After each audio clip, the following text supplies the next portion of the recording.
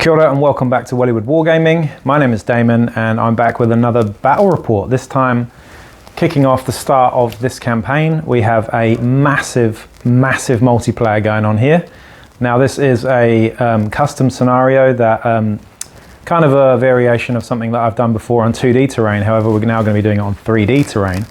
Now if everybody turns up, we're looking at 10 different players all involved in this. I'm going to show you the board because obviously it's kind of hard to explain what's going to happen in this, but each gang effectively brings their cheapest and least experienced fighter. So obviously at the start of the campaign, no one's got any experience. So the idea is here though that everybody starts off on an even footing. All of these fighters are unarmed and unarmored. There are loot crates in this game, of course, with various little bits and bobs that might help you, some mauls, some stub guns, etc. But essentially this is a race out of a collapsing dome. The terrain is set up to represent the height in the middle of the board, with the lower areas on the outside of the board.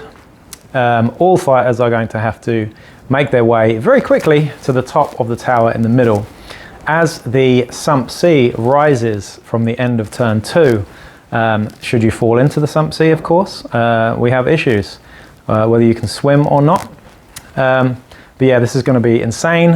I have no idea what's going to happen, who's going to win, but there are prizes for first, second and third, and of course experience, valid experience to be gained from this game too. So yeah, it's going to be off the chain. I'm not going to record it in the usual fashion. I'm not going to record all the dice rolls. What I will be doing though is just giving a sort of roundup of the end of each phase, because with this many players it's going to be quite chaotic and I don't really want to get in the way of the flow of the game as well. So there we go. So let's show you the table now and kind of explain what's going to go on. So as you can see, here we have the table set up for today. We have very dense terrain with a whopping great tower in the middle, which is a good, 5 stories high, I believe. Now each fighter is going to start off on a board edge. They can't be too close to each other. And they're going to all need to make their way up from the edges, through the middle, up to the top. Fraught with hazards, of course. The occasional stub gun, the occasional maul, and of course each other to have to worry about. So it's going to be chaos. It's going to be really fun though. Who knows what's going to happen. We have fighters from every house competing here. We have 2 outcasts in here, 1 Corridor backed, 1 Guild backed, or a Cold Trader Alliance backed.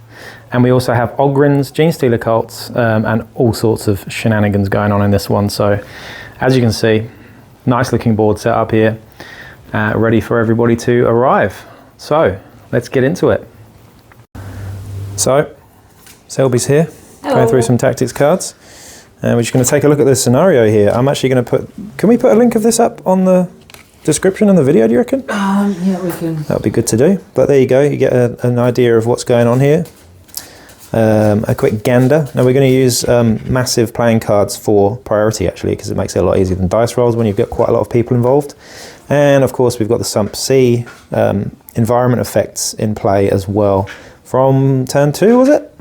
End of turn 2, yeah. End of turn 2. So there you go. And we've also set priority markers, activation tokens around the board, and these are going to be random starting points for all players involved.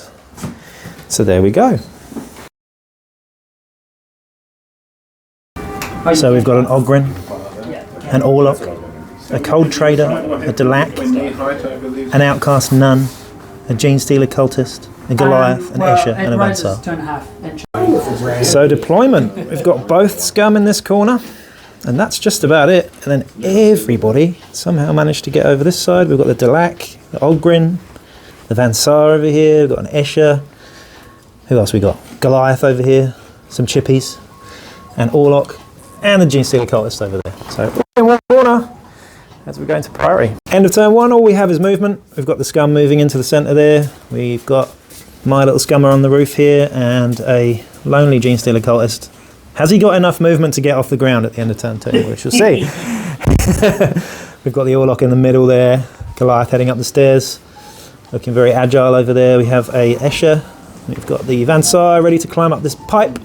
And an Ogryn Lobo Slave over here just doing his thing. And of course the Dalak sneaking around at the back here as we go into turn 2.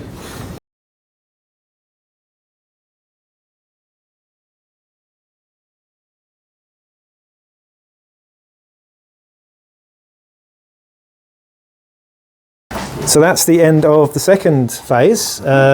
We just have lots of movement into the centre, as obviously we've got Dalak versus Goliath, not Goliath, Ogryn going off over here, maybe. It's going to be pretty nasty, whoever gets priority here. And of course the water level of the Sump Sea is now on the ground level, so this is rising each turn from now as we head into phase 3.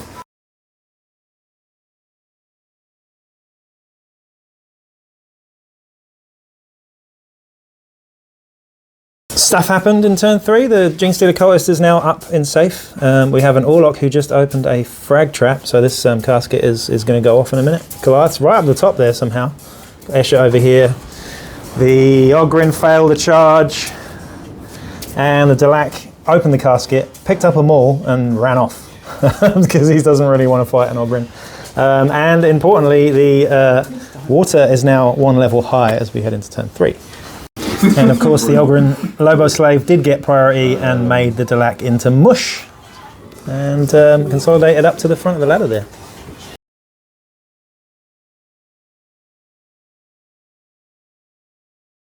Alright, shit's starting to kick off now. Ogryn's already taken the first ganger out of action. Dalak are gone, so that's Selby gone. We've got a Van Saar up on the ladder here, and then we've got this situation in the middle here, so this is really down to priority here. A Goliath, an Escher, and 2 scumbags all facing off for priority here. Do they run up or do they charge each other? Who knows? The frag trap, recovery from seriously injured, so flesh wound up here, and we've got the Genestealer Cultist sort of slowly ambling along there. As we head into 4, now the water is rising to level 2 now, as we get into it.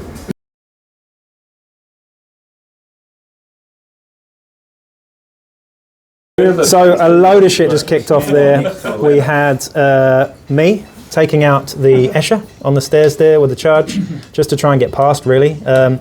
This Van Saar charged the Scummer with the maul and tried to hurl and failed and got hurled back and thrown 3 inches down onto the water down there. So he's actually another level down, but he's swimming. So and we've got an Ogryn coming up behind everybody, and the Goliath is around the corner there as well. So yeah, we've got 2 out of action now and 1 swimming. So and the water level is rising again. So let's head into turn 5.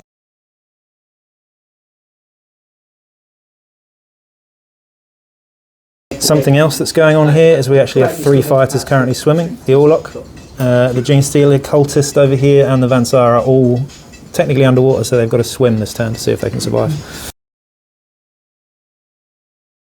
4 down, 5 to go, as we have the Goliath drowning, the Escher getting smashed, the Dalak getting smashed, and the Orlok also drowning there, flailing around. As the water level rises, it's now on this level. We have combat between an outcast Scum against an Ogryn that didn't work too well. She tried to hurl him, but obviously he was immovable. Genestealer Cultist up here now, and of course in the lead. Oh no, we have the Van Saar around here, and in the lead up there we have the Cold Trader Scum at the top there as we head into 6 now for priority. So a lot of strange things just happened. We had the Genestealer Cultist charged me in the back while I was engaged with an Ogryn, hurled me into the Ogryn, flesh wounded me, and then I hurled back the Genestealer Cultist into the Ogryn.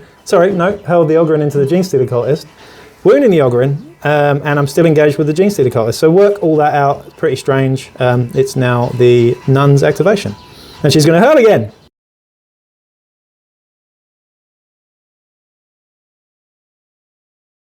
So round up, as we head into turn 6, we have got the Ogryn here, we've got the Genestealer Cultist. The Nun failed a hurl and then disengaged successfully, ran up the stairs into what's looking like 3rd place right now. We have the Van Saar in 2nd, and we have the other Scummer.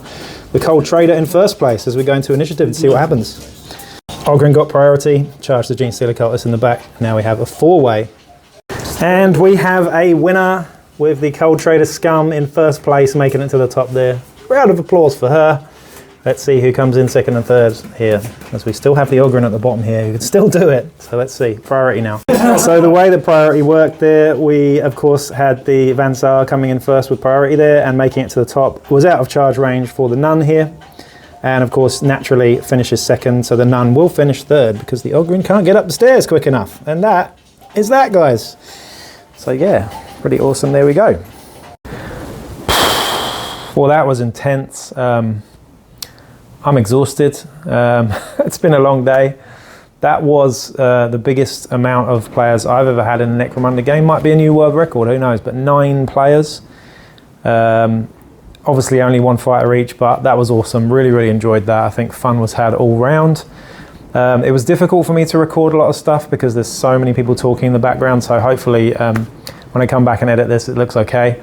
But yeah, things to take away from that one is that the scenario was awesome, so hats off to Selby for organising that one. I came third, which is really cool, and just some absolutely ridiculous shenanigans were had. Hurling, everybody had the hurl skill, so we were hurling each other off buildings, as you saw. My scummer got 4 XP out of it, so that's pretty nice. But yeah, hurling an Ogryn into someone else, wounding the Ogryn, and then running away was the highlight for me, obviously. But there were many, many highlights to be had in that. Obviously, the cheeky Van Saar getting hurled off a building into the water only to end up coming in second place was pretty good. But yeah, awesome game there. Hope you enjoyed that too. Even though the battle report didn't have any dice rolls in it, of course, I think it would have been very difficult to do it with that. So this is, all these videos are a work in progress, so I hope you enjoy them. Any questions, please fire away in the comments, and I'm hoping to put a link to the scenario up at some point. I won't be able to do it straight away. I'll have to find a link for you for that, so feel free to use that one as well. And yeah, please like, share, subscribe, and I'll catch you in the next one as we head into this awesome campaign that we've got going on here in Wellington. Peace out.